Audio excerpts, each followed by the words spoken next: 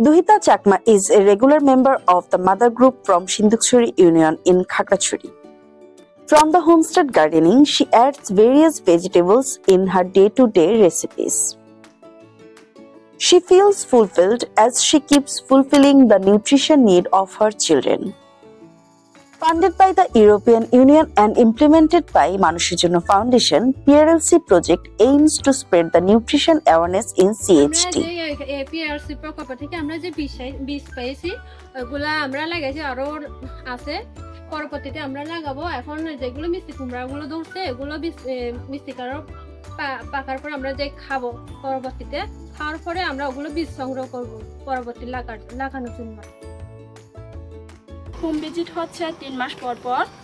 ওনাদেরকে দেওয়া হয় ওজন মাপা উচ্চতা আর হচ্ছে মোবাইল মাপানো হয় বাচ্চা হওয়ার পরে যে মানে মায়েদেরকে হচ্ছে শাশুড়িরা একটু ওই যে তরকারি এগুলা খেতে দিত না আর কি প্রথমে যখন আমরা আসছি তখন 7টা সেশন হয়ে গেছে তো এখন বর্তমান পরিস্থিতি আমি বলবো যে আগের থেকে একটু হলেও এরা হচ্ছে সচেতন হচ্ছে মারা